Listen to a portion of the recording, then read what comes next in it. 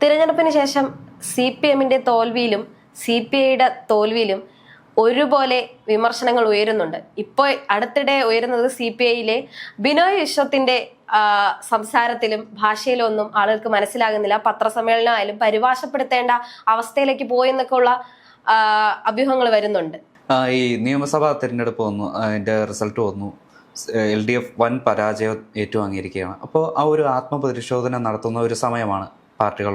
CPM ആയാലും CPI ആയാലും. ഇപ്പം CPI-യിലാണ് ഏറ്റവും കൂടുതൽ വിമർശനം ഏറ്റുവാങ്ങുന്നത്.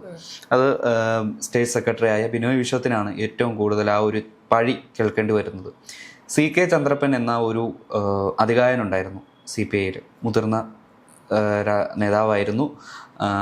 മുമ്പ് ബിനോയ് വിശ്വത്തിനും ഏറെ മുമ്പ് സെക്രട്ടറി ആയിരുന്ന വലിയ ഒരു കമ്മ്യൂണിസ്റ്റ് അല്ലെങ്കിൽ ഒരു സഖാവ് എന്നുള്ള ഒരു നിലയ്ക്ക് അറിയപ്പെടുന്ന ഒരു മനുഷ്യരായിരുന്നു അദ്ദേഹം, CK ചന്ദ്രപ്പൻ. അദ്ദേഹത്തിന് ശേഷം ഈ ഒരു CPI-യുടെ നേതൃത്വത്തിലേക്ക് ഒരു കഴിവുള്ള അല്ലെങ്കിൽ അദ്ദേഹത്തെ പോലെ ആർജവമുള്ള ഒരു മനുഷ്യൻ ഇതുവരെ വന്നിട്ടില്ല എന്ന് എറണാകുളം ജില്ലാ കൗൺസിലിലെ ഒരു വിമർശനമായിരുന്നു. അതുമാത്രമല്ല, ചടയമംഗലത്തെ സ്ഥാനാർത്ഥിയായിരുന്ന ചിഞ്ചു റാണി, അറിയാലോ, നമ്മുടെ മന്ത്രിയായിരുന്നു, CPI-യുടെ മന്ത്രിയായിരുന്നു. അവർ പഞ്ചായത്ത് മെമ്പർ ആവാൻ പോലും യോഗ്യതയില്ല എന്നാണ് ഈ ഒരു കൗൺസിൽ ഉയർന്ന വിമർശനം. അതായത് പടുതോൽവി ഏറ്റുവാങ്ങി നിന്നിട്ടും ഈ ഒരു അധികാര കസേരയിൽ, അതായത് ആ ഒരു സ്റ്റേറ്റ് സെക്രട്ടറി എന്നുള്ള ഒരു കസേരയിൽ അവിടെ പിടിച്ചിരിക്കുകയാണ്. അത് ഒരു ആത്മപരിശോധന നടത്തേണ്ട ഒരു സമയമാണ്. അദ്ദേഹത്തിന് കുറച്ചെങ്കിലും ഒരു ഉത്തരവാദിത്തം ഉണ്ടെങ്കിൽ അദ്ദേഹം ആ ഒരു സീറ്റ്, ആ ഒരു സ്ഥാനം, ആ പദവി കൊള്ളാവുന്ന ആർക്കെങ്കിലും കൊടുത്തിട്ട് മാറി നിൽക്കുക എന്നുള്ളതാണ് ചെയ്യേണ്ട മറ്റൊരു കാര്യം. അവരിതുവരെ തോൽവി അംഗീകരിച്ചിട്ടില്ല, എന്നിട്ടല്ലേ ഇനി ആത്മപരിശോധന നടത്തുക? അല്ല, ഞാൻ പറയട്ടെ, ഈ CPM-നെ പോലെ അഗ്രസീവ് അല്ല CPI-ക്കാർ. CPI എന്താന്ന് വെച്ചാൽ ഏറ്റവും കൂടുതൽ താഴെക്കിടയിലുള്ള അല്ലെങ്കിൽ സാധാരണക്കാരനുമായിട്ട് ടച്ചിലുള്ള അല്ലെങ്കിൽ ചേർന്ന് നിൽക്കുന്ന ഒരു പാർട്ടി, പാവപ്പെട്ടവരുടെ പാർട്ടി എന്ന് CPI പ്രസ്ഥാനത്തെ പറയുമ്പോഴും ഈ CPM ആണ് ശരിക്കുള്ള തൊഴിലാളി വർഗത്തിൻ്റെ ആ ഒരു അവകാശങ്ങൾ നേടിയെടുക്കാൻ വേണ്ടി നടക്കുന്നത് എന്ന് പറയും.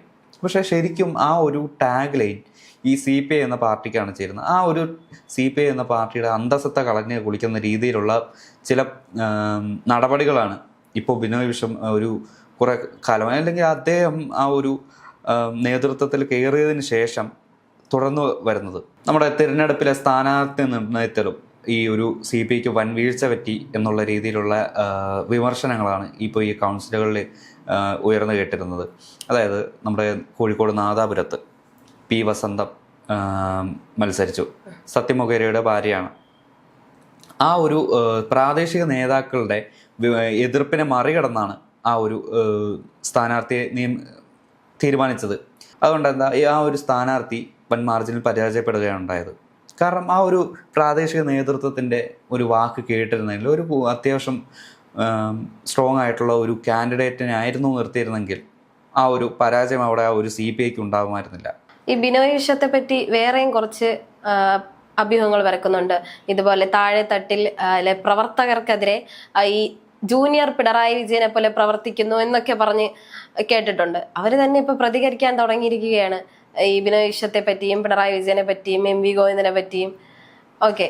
അതായത് അധികാരം നഷ്ടപ്പെട്ടപ്പോൾ ആണ് ഈ അണികൾക്ക് വിമർശനത്തിന്റെ ഒരു എന്താ പറയുക, ആ ഒരു ഡെൻസിറ്റി കൂടുന്നത്. അതായത് ഇൻറ്റൻസിറ്റി കൂടി വരുന്നത് ഈ ഒരു പരാജയത്തിന്റെ അല്ലെങ്കിൽ ഈ പടുകുഴിയിൽ കിടക്കുന്ന സമയത്താണ് ഇവർക്ക് ഈ ഒരു ആത്മപരിശോധന അല്ലെങ്കിൽ ഈ ഒരു വിമർശനം ഉയരുന്നത്.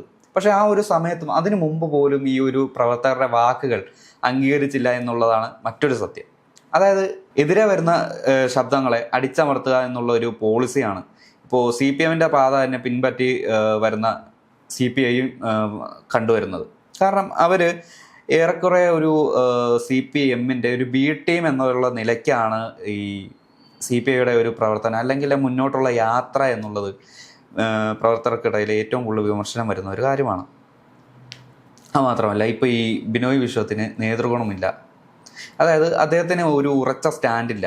തിരഞ്ഞെടുപ്പ് സമയത്ത് SDPI-യുടെ വോട്ട് വേണ്ട എന്ന് സ്ട്രോങ് ആയി കണ്ണിങ് ആയി പറയേണ്ട സ്ഥലത്ത് ആ ഒരു വോട്ട്, വർഗീയവാദികളുടെ വോട്ട് വേണ്ട എന്ന് ഉറച്ച രീതിയിൽ പറയണമായിരുന്നു. പക്ഷേ ആ ഒരു CPM-ന്റെ നിലപാടിനെ, അതായത് ശിവൻകുട്ടി പറയുന്നുണ്ടായിരുന്നു, ആര് വോട്ട് തന്നാലും ഞാൻ സ്വീകരിക്കും. അപ്പോൾ ആ ഒരു ശിവൻകുട്ടിയുടെ വാക്കിനെ എതിർക്കാമായിരുന്നു.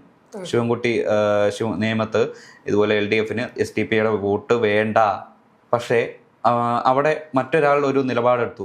വി.ഡി. സതീശൻ വർഗീയവാദികളുടെ വോട്ട് വേണ്ട, BJPയുടെ വോട്ട് വേണ്ട, അല്ലെങ്കിൽ SDPയുടെ വോട്ട് വേണ്ട, ഇതുപോലെ വർഗീയത പറഞ്ഞു നടക്കുന്ന ഒരാളുടെയും വോട്ട് വേണ്ട എന്നുള്ള നിലപാടെടുത്ത ഒരേ ഒരു രാഷ്ട്രീയ നേതാവ് വി.ഡി. സതീശൻ. അദ്ദേഹത്തിൻ്റെ ആർജവം അതിൻ്റെ 4-1 ബിനോയ് വിശ്വം ആ ഒരു തിരഞ്ഞെടുപ്പ് സമയത്ത് കാണിച്ചിരുന്നെങ്കിൽ ഇത്രയും വലിയ ഒരു ആക്ഷേപം ഉണ്ടാവില്ലായിരുന്നു, അല്ലെങ്കിൽ വിമർശനം ഇത്രയേറെ കേൾക്കേണ്ടി വരില്ലായിരുന്നു. ഇപ്പം ഞാൻ നേരത്തെ പറഞ്ഞല്ലോ, നമ്മുടെ സത്യമൊഗേരയുടെ ഭാര്യ T. വസന്തത്തിനെ നാദാപുരത്ത് മത്സരിപ്പിച്ചു എന്നുള്ളത്. അപ്പോൾ അതുപോലെയാണ് ഈ M.V. ഗോവിന്ദൻ്റെ ഭാര്യ, അതായത് CPM സംസ്ഥാന സെക്രട്ടറി M.V. ഗോവിന്ദൻ്റെ ഭാര്യ P.K. ശ്യാമള ടീച്ചറെ മത്സരിപ്പിക്കാൻ ശ്രമിച്ചത്. അതായത് ചില കാര്യങ്ങളിൽ ഈ ഒരു 2 പാർട്ടി, അതായത് CPM CPIയും ഒരേ തൂവൽ പക്ഷികളെ പോലെയാണ്.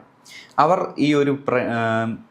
ഈ ഒരു പ്രവർത്തകരുടെ ആ ഒരു വാക്കുകളെ ചെവിക്കൊള്ളാതെയാണ് ഓരോ തീരുമാനങ്ങൾ എടുക്കുന്നത്.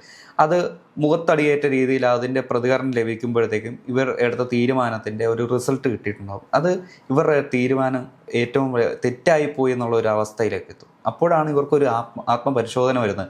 അപ്പോഴേക്കും ഈ മാധ്യമപ്രവർത്തകരുടെ മുന്നിൽ നിന്ന് ഒളിച്ചോടുക, അല്ലെങ്കിൽ അവർ മറ്റേ അണികളുടെ വാക്കുകളൊക്കെ ചെവി കൊടുക്കാതിരിക്കുക.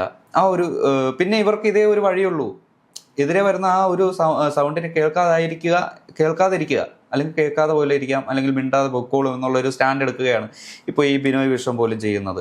അല്ലെങ്കിൽ തന്നെ ഒരു എത്തിക്സ് ഉള്ള ഒരു കമ്മ്യൂണിസ്റ്റ് ആണെങ്കിൽ അദ്ദേഹം ഈ ഒരു സ്ഥാനം വിട്ടൊഴിയേണ്ട, അല്ലെങ്കിൽ ആ വലിയ പരാജയം നേരിട്ട ആ സമയത്ത് തന്നെ അദ്ദേഹം ആ രാജി സമർപ്പിച്ചേനെ. പക്ഷേ ആ ഒരു CPI എന്ന പാർട്ടിയിലെ ഒരു അംഗം, അല്ലെങ്കിൽ ആ സെക്രട്ടറി അല്ലെങ്കിൽ ബിനോയ് വിശ്വം വേറെ ആരുമല്ല. വൈക്കത്തെ CPI പാർട്ടിക്ക് ഏറ്റവും കൂടുതൽ വേരോട്ടമുള്ള ആ ഒരു മണ്ണിൽ ജനിച്ചു വളർന്ന ഒരു മനുഷ്യനാണ് ബിനോയ് വിശ്വം. ആ മണ്ണിൽ പോലും CPI എന്ന പാർട്ടി അധപ്പതനമാണ്. കാരണം തലയാഴത്ത് ഏറ്റവും കൂടുതൽ CPIക്ക് വേരോട്ടമുള്ള ഒരു സ്ഥലമാണ് വൈക്കത്തിൻ്റെ ചില പ്രാന്ത പ്രദേശങ്ങൾ. ആ പ്രദേശത്ത് നിന്ന് പോലും ഉള്ളവർ, അതായത് മുൻ നേതാക്കന്മാരുടെ കുടുംബത്തിലുള്ളവർ, കാലങ്ങളായി ഈ ഒരു CPI പാർട്ടിയിൽ ഫോളോ ചെയ്തുകൊണ്ട് വന്നിരുന്ന സജീവ പ്രവർത്തകർ, ഇവരെല്ലാവരും ഈ ഒരു CPI ബന്ധം ഉപേക്ഷിച്ച് BJPയിലേക്കാണ് പോകുന്നത്. എന്തുകൊണ്ടാണ് ഇത് സംഭവിക്കുന്നത്? പഴയ പാർട്ടി പ്രവർത്തകരുടെ, അതായത് ഇപ്പോൾ ഈ പാർട്ടിയിൽ പ്രായാധിക്യം മൂലം ഈ പാർട്ടിയിൽ നിന്നും വിട്ടു നിൽക്കുന്നവരുടെ ഒരു ചെറിയ കാര്യത്തിന് പോലും ഈ ഒരു പാർട്ടി മുൻകൈ എടുക്കുന്നില്ല, അല്ലെങ്കിൽ അവരെ ശ്രദ്ധിക്കുന്നില്ല, അവരെ പരിഗണിക്കുന്നില്ല, അവരുടെ ഒരു കാര്യത്തിന് കൂടെ നിൽക്കുന്നില്ല. ഇതെല്ലാം മുൻനിർത്തിയാണ് ഇതുപോലെ ഒരു CPIയിലെ പാർട്ടി കുടുംബങ്ങൾ പോലും പാർട്ടി വിട്ട് BJP അല്ലെങ്കിൽ കോൺഗ്രസ് പോലെയുള്ള പാർട്ടികളിലേക്ക് കടന്നു പോകുന്നത്. ഈ ഒരു കുത്തൊഴുക്ക് തടയാൻ ഈ ഒരു ബിനോയ് വിശ്വം എന്ന സംസ്ഥാന സെക്രട്ടറിക്ക് കഴിയുന്നില്ല. അത് ഇദ്ദേഹം ഒരു തികഞ്ഞ പരാജയമാണെന്നുള്ള ഒരു പൂർണ്ണ ബോധ്യം പ്രവർത്തകർക്കുണ്ട്. അതുമാത്രമല്ല, നമ്മുടെ ഈ പ്രതിപക്ഷ ഉപനേതാവ് സ്ഥാനത്തേക്ക് CPI എന്ന ഒരു നേതാവിനെ പരിഗണിക്കണം എന്ന് കടുംപിടുത്തം പിടിച്ചു നിൽക്കുകയാണ്. ഈ 10 വർഷം പിണറായി വിജയൻ ഭരിച്ചു. ആ ഒരു സമയത്ത് ഇല്ലാത്ത നിർബന്ധ ബുദ്ധി ഈ ഒരു പിണറായി വിജയൻ താഴെ ഇറങ്ങി പ്രതിപക്ഷ നേതാവായപ്പോൾ, അല്ലെങ്കിൽ ആ ഒരു പാർട്ടിക്ക് LDFന് അധികാരം നഷ്ടപ്പെട്ടപ്പോഴാണ് ഇദ്ദേഹത്തിന് ഇന്ന സ്ഥാനങ്ങൾ വേണം എന്നുള്ള രീതിയിലുള്ള വെളിപാടുണ്ടായത്. ഈ വെളിപാട് മറ്റുള്ളവർക്ക് അവമതിപ്പുണ്ടാക്കി എന്നുള്ളതാണ് ഏറ്റവും വലിയ സത്യം.